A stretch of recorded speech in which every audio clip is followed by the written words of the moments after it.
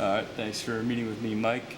First question I have for you: before you were a weatherman or before you're on TV, what made you pursue this career?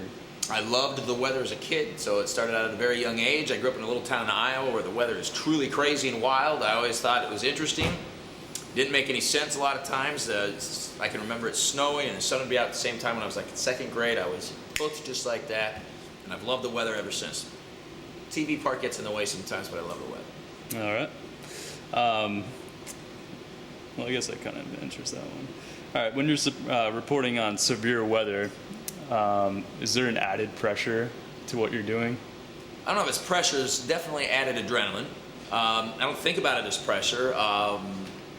That's kind of why, that's really why we're here. When the weather changes abruptly or is potentially dangerous, that's when we need to be the most accurate, the most precise and concise. So I don't look at it as pressure, but boy, it does get the blood flowing. All right. In your opinion, what is the hardest part about being an on-air TV personality? The hardest part about it? Well, in my case, it's forecasting the weather. Because it is so changeable, it's not going to be exactly right every single time. We like to think we do it the best in the market, but the weather is the weather.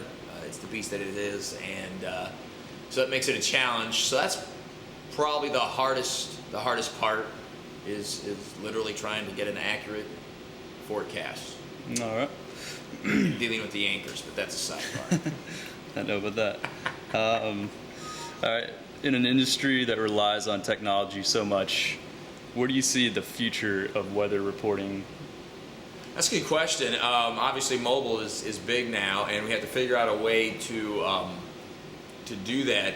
It's not so much do we have to figure out a way to do that. We know we can do that. We know how to do it, but how can we make it a viable business? How can we make money on it? Within the TV world, it's relatively easy. You sell commercials, and it's always been the way to do it. And everybody always watched TV through the mid-'80s. That kind of started to change through the mid-'90s, and obviously has changed considerably in the last 10 to 15 years with the internet and especially mobile. So that's going to be the key: is how do we because it's the demand is there. Everybody needs to know what the weather's going to do, what's going to happen. They're curious, and a lot of times I'll hear people say, "Oh gosh, I plugged in my phone this zip code and it wasn't anywhere close." And I'm like, not surprised. So the demand is still there. It's how do we stay relevant in the mobile world? How can we make money on it?